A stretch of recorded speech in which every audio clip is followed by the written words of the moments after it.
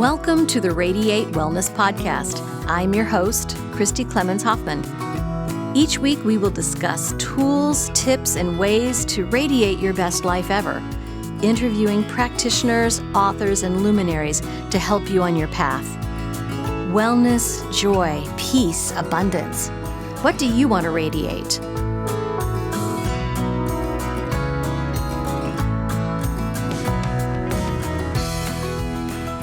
Hello and welcome to the Radiate Wellness Podcast. Today we are going to radiate realness with Kane, who is the author of this new book, The Soul Sourced Entrepreneur. And I'll hold it for our YouTube viewers, Soul Sourced Entrepreneur, an unconventional success plan for the highly creative, secretly sensitive, and wildly ambitious, i.e. me. You wrote this book for me, Christine. I did. I really did. And it's so funny how many people have said that when they read the subtitle. That little secretly sensitive thing seems to raise a lot of hands in the air. Well, welcome. Thank you so much for joining me today. Thank you for having me. It's my honor to be here. Oh my gosh. And you are in rainy, gray, cold North Carolina right now. I'm in Asheville, North Carolina. Yeah, we're missing all the good snow, but we're enjoying some good, damp, cold days here. So it's okay. We'll get to the snow, I'm sure. The Soul Sourced Entrepreneur. You know, I kind of tongue-in-cheek, jokingly said that was me, but I believe that must be you as well. Yeah, I always. I try to make sure, since we're talking about radiating realness, I have been in many a mastermind with all kinds of 7, 8, and 9-figure entrepreneurs who say things like, "Oh, my dad was an entrepreneur. His dad was an entrepreneur. Their grandfathers," and long lines of entrepreneurs. And for me, I learned this as I went, and I always thought to myself, wow, I must not be cut out for business and doing this thing that I love, because there's so many challenges that come up with that you come up against, that if you aren't understanding who you are in how you handle them, you can often become very false. You can become you start to question yourself, and you start to play little games and become a little bit maybe more manipulative. And my journey, first through music and then through starting a coaching company, has really been about being able to be who exactly I am, being in integrity while navigating the terrain of having a business and being an entrepreneur. Right. You know, this entrepreneurial mindset, there are scads and scads of book about that, and things that I call hustle porn. So true. Hustle porn is exactly the opposite of what this book is. So, yeah. Absolutely. So we needed something like this. And so the Soul Sourced Entrepreneur, why did you call it that? And what does that mean to you? That is such a good question. We went back and forth with the publishing company about that, because they were kind of like, oh, that's just something very weird and we don't know. And every time I talked about it, though, I could not get away from the fact that what soul sourced means is that to your core, you are letting your business, you're letting your business be the playground for your own soul's expansion. And I don't pretend to know exactly what everybody thinks about when they think about the term soul. So it doesn't necessarily have to equate with a spiritual practice. But what I've learned from coaching thousands of entrepreneurs now over the last 12 years is that the most rewarding business success comes from somewhere deep within, and it comes authentically and with a eye on the expansion of the person who's running the business. And so when you said, what does it mean to me? I call it a new class of entrepreneur who is this reader. And so it's a unconventional and field-tested success plan, as the subtitle says, and it honors intuition, it honors sensitivity, and creativity all as assets, not as liabilities, like so many of us are taught in the business world. And then the end result for my clients and for me is a foundation of confidence and clarity and an exponentially successful business that's very based in what we're radiating today, which is realness and uniqueness, if that all makes sense. No, it totally makes sense. And, it's so funny because being an entrepreneur myself, I know a lot of female entrepreneurs, and it seems to describe most of us, perhaps not Yeah. all, but most of us. And if we're familiar with the terms like indigo generation, crystal generation, rainbow, diamond, platinum, it is so a crystal construct from what it sounds like. Being connected, being spiritually inquisitive, spiritually connected, being very intuitive. And Yeah. mm-hmm. And that doesn't mean that there isn't a left brain and strategic side to it, as you know. Right. And the book is based on the premise that I teach my clients that there are two tracks to every business. There is the strategy track, like every business needs to have a strategy track. And that means everything that we typically equate with business, which is your systems, it's your sales, it's your marketing, it's your team, your client onboarding processes, all the stuff that everyone thinks about with business. But where this book was born was the fact that once I started working with clients, I started to teach them there's not just a strategy track, there's this other track, and it's called the soul track.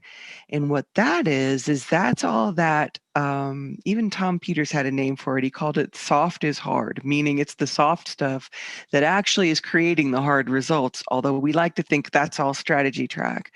It's the soft stuff that is where your obstacles are, where your mindset blocks are, where maybe you had trauma in your past, or you have messaging around money, like healers can't make money or shouldn't make money. And so all of that stuff is what I call the soul track of business. And what started happening was as I coached people and grew that message, people came to me constantly and said, my clients did, and said, why aren't you teaching this publicly? Why don't you talk about this? Because this is where all our growth has come from. And that started me writing the book about 5 years ago, actually. But but yes, a lot of people know that the strategy has to be there, but they also want to make space for the side that is hard to articulate and is not linear and somehow feels mystical and magical, but it isn't once you start navigating it. So it's a very different message for any business book that's out there, while remaining true to the ideas, all the stuff you have to do when you have a business. Mm-hmm. Right, because those things do matter. But for myself as well, I was a creative. I was a word editor with Hallmark and with a publishing company before then. And after the second layoff, I just said, I'm going to do what I want to do, but did not have any of those skills. The Yeah. budgets and the business proposal and things like that. So.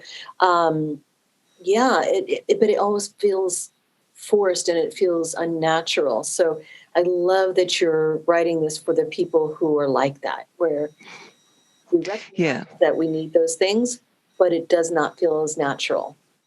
And it's the people, I always say you start off with an idea, not with a plan, because like you just said, there's often a catalyst that sends somebody into their business, and that catalyst sends them into that creative zone, and then they'll meet your typical business strategist who says you got to have a plan, and most of us go, oops. I must have forgotten that part. And so you realize that, you know what, that idea driven part of you is really your entire reason why you're successful. It's just a matter of learning how to understand the rest of you in relation to the necessarily left brain linear world of having a business. Right, absolutely. Um, but of course, I like to outsource those type of things, the left brain stuff. But this book definitely talks about both, and I appreciate that. Such the chapters in your book are so helpful. So the strategy and soul, and then initiating intention. And you've got kind of the traditional chapter titles, such as 8 guidelines for blah, blah, blah. But your 8 guidelines are for the soul track. Yeah. Right? And managing power, interpreting our experiences, navigating decisions. I mean, these are very practical things, but from a more right brain approach. Yeah. Well, here's how I put it. So the whole book is based on something that I teach my clients, which is this one little mantra we say all the time, which is I'm in. And the book is broken down into 4 sections based on that little mantra. And I'm in is sort of the ultimate place of being very, very present to this thing you've created called your business. And a lot of times, especially people who are a little more sensitive, they want to avoid things like the marketing or the money, or like you said, you outsource a lot of stuff. But you can outsource, but you still have to be in, meaning you still have to lead this thing. And I've had clients say to me things like, well, I just want to be doing this stuff and let my team be over there doing that stuff. And when they do that, they're sort of turning their back to what over there is. And I taught them that you got to be in, and that means you really have to turn and you face this thing. And so I'm in became an acronym for first initiating intention. That's the first I, and that's where everything starts with your intention. And I teach intention a little differently than your typical business, strategist or success guru, the walk across coals and shout your goals and set up your resolutions for the year. It's very, very different when you initiate an intention from a deep place. And then the M for in I'm in is for managing power, as you said. And why that became so important is because we've all been taught that it's great to initiate intention and that everything will manifest when you do. But what I have found is that oftentimes you initiate intention and it's like planting a seed. And so when you plant a seed, the first thing that comes up is not the intention or the manifested desire or the sprout. When you plant the seed, the first thing that comes up is the dirt. And so what I teach my clients is that managing your power means you need to be able to understand how to move that dirt out of the way and how to be able to spot what's dirt and what's the intention coming into light in a way that you might not have recognized it. And so you have initiating intention, then you manage power. And once you start in that and you start understanding who you are and being real with it all and not getting so scared, we also move into the second I, which is interpreting experiences. And what that means in business is that everybody likes to think of business as a numbers game. And I don't look at business as a numbers game. I look at it as an interpretation game. So you get all these numbers and you get all these conversion rates and you get all these things thrown at you. And you, the entrepreneur, needs to understand how to interpret things, because we as sensitive people tend to just interpret things as that was good and that sucked. and that hurt, or whatever it might be. And so learning how to interpret means learning how to frame things from the perspective of your intention. And so I teach people interpretation traps and where people tend to get all caught up in their ego, or also caught up in ways they've been maybe not taught correctly about business. And then the final N in I'm in is for navigating decisions, as you've mentioned already. And this is where once you've gotten into the swing of being able to manage your power and interpret, decision making is what I call intention with legs. Meaning there's got to be a point where each of us isn't just standing in the playground of intention. We actually have to make a decision to put our weight behind this thing we're supposedly committed to. Like for you, it was when you started your business at all and started going and getting a client and standing up for what you believed in or putting your message out there. That can be enormously terrifying for a lot of people, being seen and asking for money. And so the decision, the power of commitment and decision is something I bring to the forefront, that entire section. Oh, and that's wonderful. And sometimes, we take for granted, those of us who are okay with making decisions, we take for granted that doesn't necessarily come easily to everybody. No. Where do we kind of stop ourselves when making decisions for our business? So, like I said, I call decisions intentions with legs. And what that means is, first off, you have to understand that the way intention manifests is not always wrapped up like a little package delivered to your door. Intention often manifests in both challenges and in opportunities. And so, the first thing we need to do is we see each item, whether it's a challenge or an opportunity, we want to like link back to our interpretation skill and see, how does this relate to my intention? And then the other key thing is to anchor to that intention and make the decision in what I call a future-based sort of a decision versus fear-based. Meaning, like right now in this time in our culture, it's so easy to say everything's collapsing, everything's falling apart, the world's going to hell, who knows what's going to happen, and then just sort of constrict and collapse in on yourself. Whereas future-based decisions mean calling yourself up and toward your intention and having the faith and the trust to move toward that with each decision. Right. Oh, beautiful, beautiful. And so you mentioned that you were a musician, a creative type. So when did you decide you needed to step into this entrepreneurial space, and how did that happen?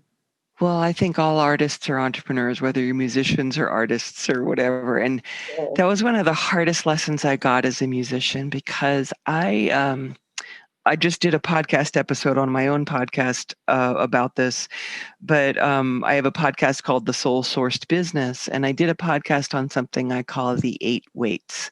And these are ways that we wait before we'll take action. And one of those weights is what I was really trapped in, which was waiting for rescue. Meaning, when I was a musician, I thought that I would just get signed by a major label or signed by a manager or agent who would take care of all of the whatever business I needed to take care of. And what I didn't realize was that the biggest gift about being a musician, because I ended up releasing 7 CDs and a DVD on my own record label, and I just officially became an indie musician. One of the biggest gratitudes I have was that I did not get rescued, because I had to become an entrepreneur as an artist, even though I didn't want to. And so I didn't actually just suddenly start a coaching company. What happened is that I would perform later on when I started getting very, very tuned into the fact that I had a business and I started understanding my message and I was working with a coach. People started coming up to me after my shows and saying, I want to do what you're doing, but in my business or in my dream. How do I follow my dreams like you? What do I do? And I started to take people backstage as I was packing up. I'd be like, hold on, let me finish signing CDs. Let's go backstage. We'll talk. And I didn't really know it, but I was coaching people. And then I I started these retreats here in Asheville in the mountains, teaching people about how to follow their dreams and how to do what I did. And then those grew into an online program. And this was all still while I was playing music. And then I released my last CD in 2010. At the same time, I started this company. And I just said, this is going to be it. I'm going to make this move. And I took the leap, because I realized so many people were wanting this information and were asking me to help them, that I just saw it as the calling that it was. And I moved into doing this, and I let go of music and fully, and started in on this. But the skill sets I used for music helped me grow this company pretty quickly, because it turned into $1 million company within the first year and a half, I think, and then grew into multi-million pretty quick. And it was just a lot, because I was able to stand in the power of what I'm now teaching people. Right, right. And so this company that you founded, you do, or you did, travel and do workshops. Of course, Mhm. COVID has probably put the kibosh on that. Yeah, well, we've always done a lot of virtual work because I have clients from all around the world. Yeah. So, but we were doing 4 events here a year in Asheville, and they were always great. And this year, yes, we just finished last week. We just did our very first Zoom-based retreat, and it was 500 people for 3 days on Zoom, and it was absolutely a blast. We had people at the end of that retreat not want to close down Zoom. They didn't want to leave the energy of the retreat behind. So it worked. It was just, it took us a lot of work to get to where that we could host that many people and do it, because it was global for us. A lot of people to host. Yeah, for 3 days. Yeah. Right. Oh, that's wonderful. And now you've got this book out. Yeah. Entrepreneur. And so this is basically it sounds like this is the message that you've been putting out, just encapsulated. Yeah, it is. And I mean, it's funny. Putting this out there has been almost as scary as putting out my first CD the first time I did, because it really is. It's something that I took a long time to write it. I didn't, get a ghostwriter. I didn't do one of those programs where you speak into a microphone and someone writes your book for you in 2 weeks. I really, really wrote this book. And so it was it's a vulnerable thing that it's out in the world, but it's done really well it's not even been out a month yet, but it's done very, very well. And so we're super pleased on my team, and I'm really thrilled too. That is thrilling. Yeah, the publisher is Ben Bella Books, Yes. which I'm sure that they do some other really wonderful soul-based type of work as well. And so, any plans to have another book out there? Oh, goodness. I've helped, many of my clients have become best-selling authors. And whenever they finish their first book, they always say to me, never again. I'm never writing another book. And it's so funny because they always go on to write second, third books, et cetera, et cetera. And for me, I get it now. I'm like, no, never again. I'm not going to write another book. But I don't know. I live what I teach, and that idea of soul source for me is that when you are called, when you're really tuned in and you're called, those ideas come and they kind of hold you until you write them or until you do them. And I'm sure you've experienced that, of just like, you go do this thing. And I know that if that's meant to happen, it will happen. I'm sort of letting this guide me for right now. And right now we're starting up a new mastermind on January 1st, and I'm really excited for our clients that I'm starting to work with. So my whole focus is on serving them at this point. Yeah, so you're starting a new mastermind. That's exciting. Yeah. So when the people who came to the retreat that we just hosted, some of them signed up, and we'll be working deeply with them and my coaches. And it's a intense year-long experience. So it's really wonderful. Oh, that's wonderful. Oh my gosh, I'm just looking at your website now, ChristineKane.com. That's Kane, ChristineKane.com. You've got I don't see your workshops listed though. Yeah, I do.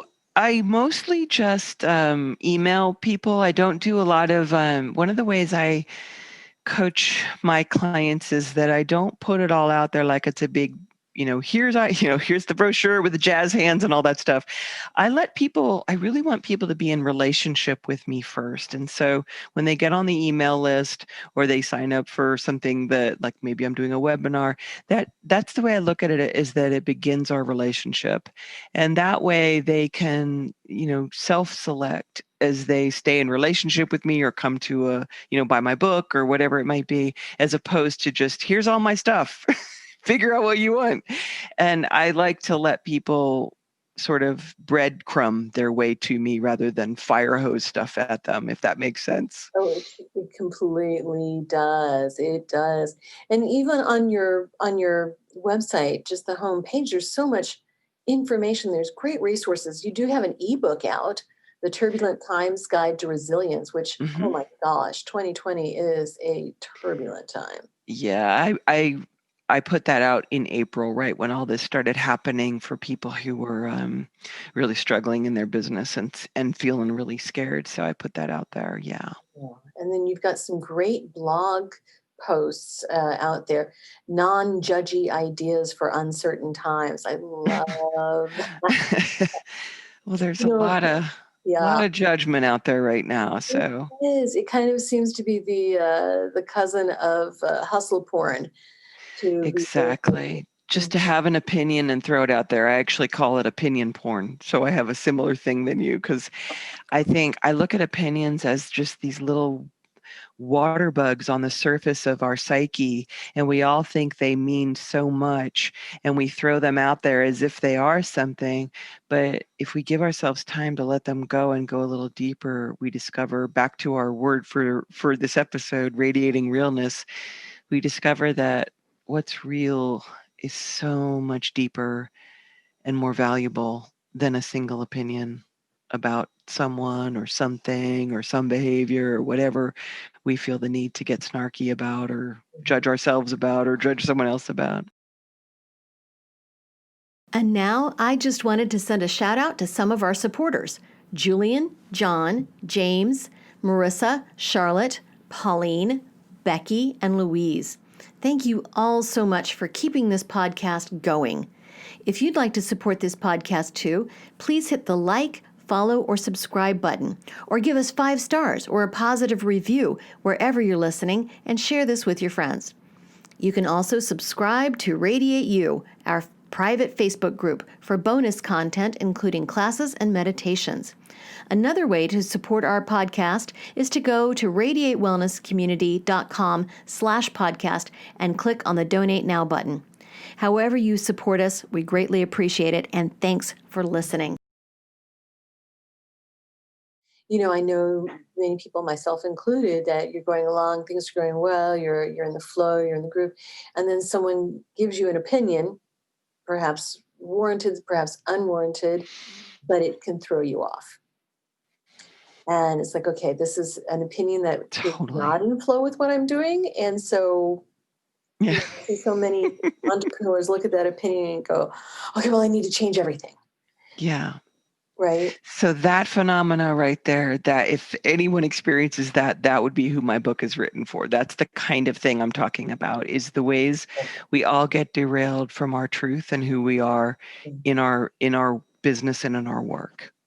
Right. And then how to hold that, like how to manage your power so that it doesn't get shot out to every opinion or everything or every idea or every rabbit hole, and really like call your power back to you constantly.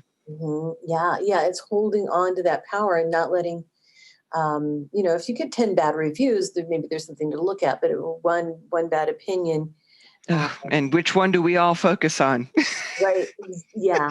You do a talk, you get for 50 people and you get 48 raves and 2 people didn't like it. And where's your evening spent? Where's your energy going that evening? That's the big question for anyone. And that's that secretly sensitive part that no one wants to admit that. But how do you live in this world that is so filled with opinion porn and be able to stay the course and be able to hold true and understand who you are, who you truly are, and the service that you deliver, and all those kinds of parts and pieces of doing what you love, or making money doing what you love, or creating a business, whatever it might be for whoever's listening right now. Right. And talk to me a bit about the secretly sensitive side of this. I have my own ideas of what that means, but what does the secretly sensitive mean to you? Well, I think it's ultimately where our true power lies. But what's funny about that line is that when I was creating the subtitle for this book, the number of people who either pushed up against that or said, that's not me, and that's not what, no business owner will admit to that. But one publisher rejected the book based on it. But when I put that out there on my Facebook page and I asked people about it, because when the book came out, I made a fuss about it. And the number of people who raised their hands in comments who were like, that's me. Oh my God, that's me. And what it really means is that anyone who's creative and starts a business, whether you call yourself self-employed or a company owner or whatever, you can't be creative and you can't be a good marketer unless you're sensitive, because that empathy is what makes you a good marketer. That empathy is what makes you be able to have a message at all. It's just a matter of how to navigate a world where it's okay to be sensitive, and you might call it secretly, or you might not feel like it's secret. But instead of making it making yourself a diva or making it something that's a problem. How Right. do you just simply be real of, yeah, I am that. I am sensitive, and that's, being undefended. I love that term, that word, undefended, open-hearted, and still be kicking ass at business. How do you do that? So Absolutely. Boy, I can name about 10 or 20 women that this applies to, the soul yeah, centered entrepreneur. Um, awesome.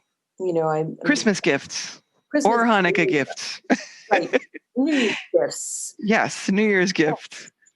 Oh, that is wonderful. And so, your website. Well, I want to talk about your blogs and your programs and everything, but I also want to talk about your podcast. Of course, we're on a podcast now, and I love that.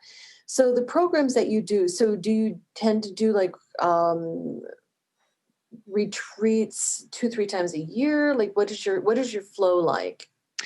So, well, it's changed quite a bit with the COVID thing, but what I just finished was what we did was, if you go to soulsourcedbook.com, that's where my book is, you'll Oh, probably still see what we did, whereas anyone who bought a hardback copy of the book could come to that retreat.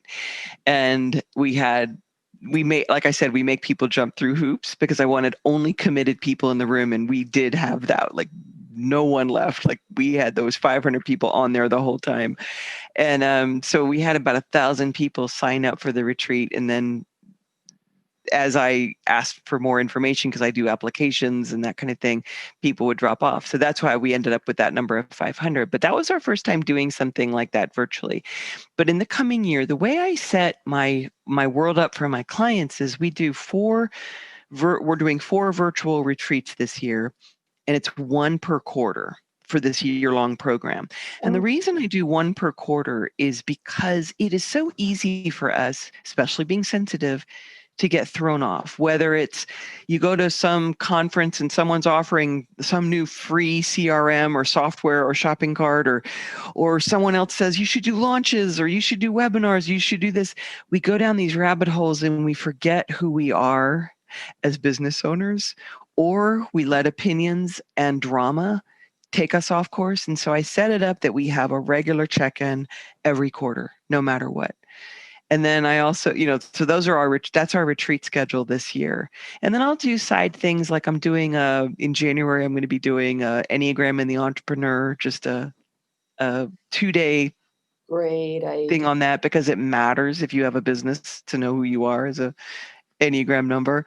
And I use it a lot in my coaching. But I do little things like that throughout the year. And if somebody does want to find out, they can get on my website and sign up for something on there. And I do a regular email every week when my podcast comes out. So they'll get those updates on any kind of event I'm doing. Okay, good. Yes, because it would be helpful to know where, when and where the these workshops are and the retreats. So sounds like if we get on your email list, then we get all the information we need. Yeah, for sure. And I don't spam and I don't bombard, and it's mostly just here's the new podcast, and then I'll let you know if I'm doing an event.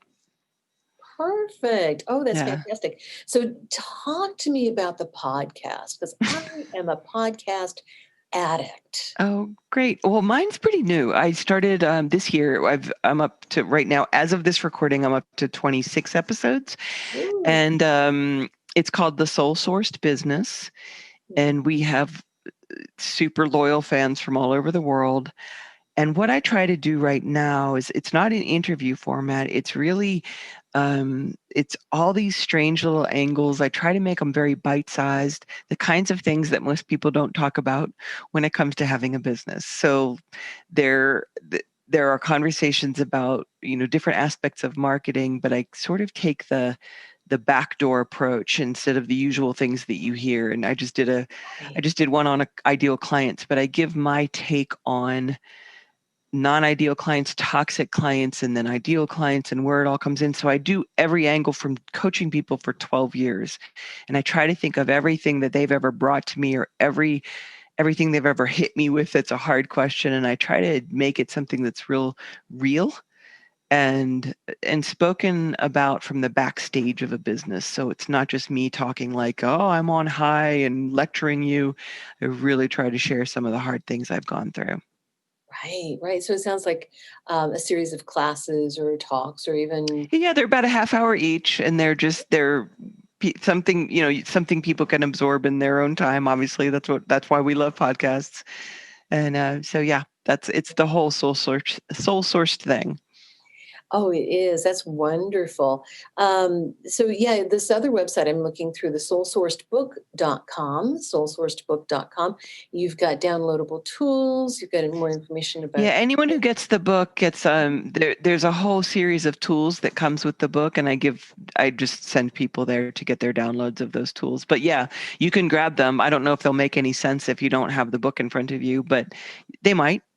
They might. Yeah. At least a good way to take a look at the book and see what it's about, get a look and a feel. You've got some excellent reviews, some Yeah. wonderful advanced reviews of this book. And again, it's only been out about a month, right? Yeah, a little less than a month. Yeah, you've got some fantastic blurbs from hip hop artists and chief music officers, different coaches and writers, and just top notch, kind words about the book and about your work. This is really great. So it's a great resource for you. So, for anybody who's interested in the soul sourced entrepreneur, you've got a couple of different great websites. I'll put them in the show notes. Thank So you. that, oh, of course, and also the out because I want to give out a shout to podcasters. Um, yeah. What else do you think is important to talk about that maybe we haven't mentioned or you don't want anybody to forget about? Oh, in terms of, I mean, I guess the biggest thing that I see right now is that there is a lot of fear in our world, and given what's gone on. And so rather than like promote more stuff about me, I'd rather focus on your listener and Let's do talk it. about, like, right now, I think one of the key superpowers that we are, those of us who are more soul sourced, I will call it, because I know we talked about who your listeners are, and I would call that the soul sourced approach for anybody, whether they have a business or whether they're out there working, is, I think, there's a certain amount that each of us is being called. Like, what are you being called to do right now? And what I've seen more than anything is really called to have a lot of faith and trust in you and in your heart, and let your life be teaching you, as opposed to waiting for the world to get more normal, or people to stop being bitches, or whatever else we see out there. We just want everyone to stop all this noise, but it's not going to happen.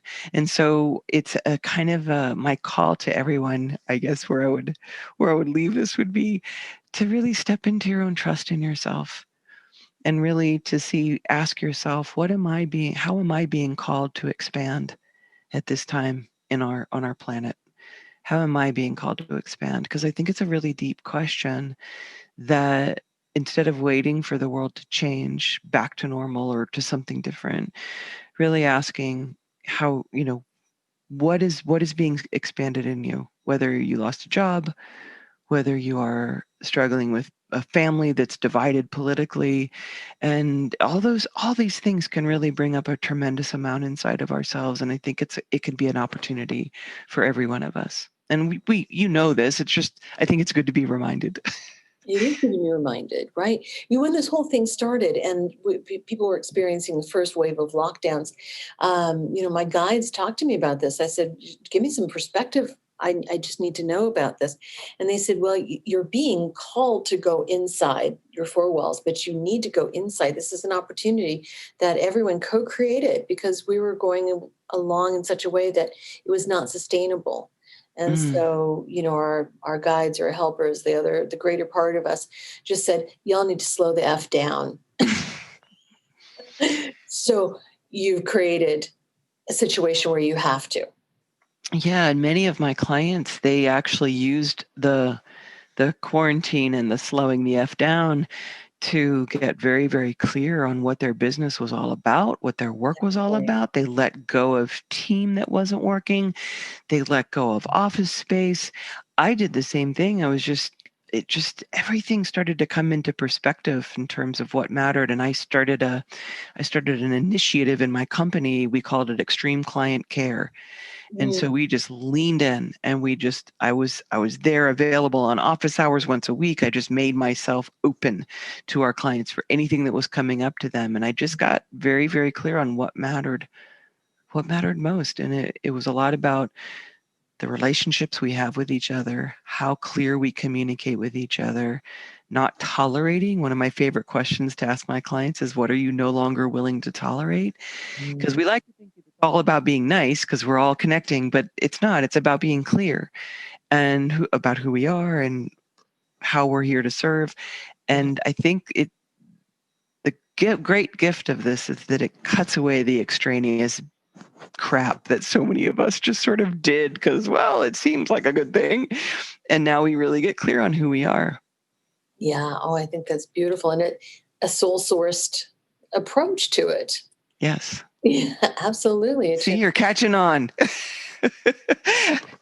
Well, this approach just makes so much sense because, we're so many in the entrepreneurial world are very earth-based, earth-focused. This is here and now, and there's really, all I can see is what's ahead of me. But those of us who are soul-based, soul-sourced, we do understand and fulfill a bigger picture.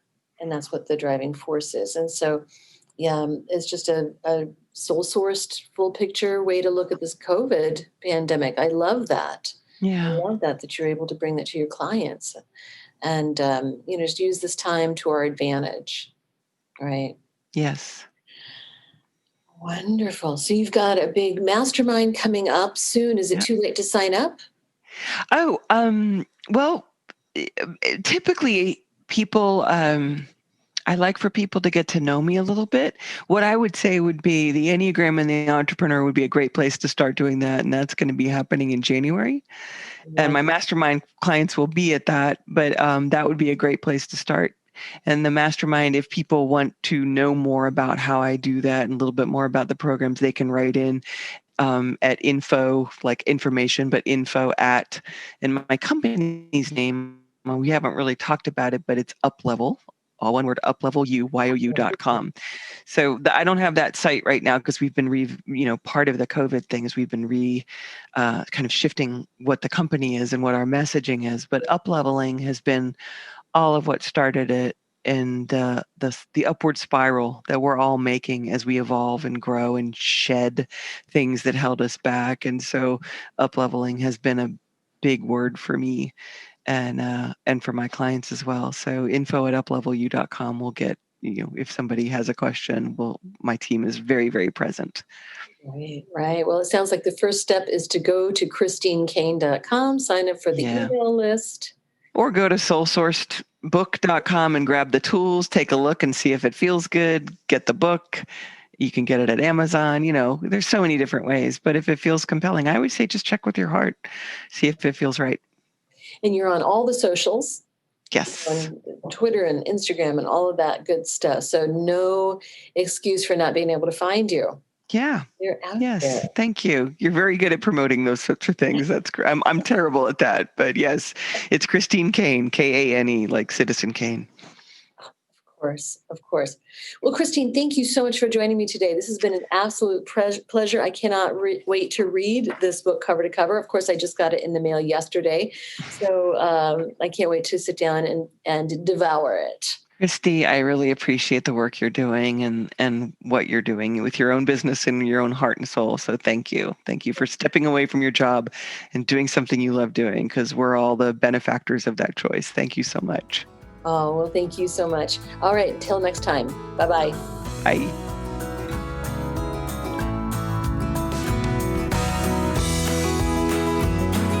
Radiate Wellness is a community of holistic and alternative healers and consultants based in the Kansas City area, dedicated to helping you create spiritual, energetic, and physical well-being.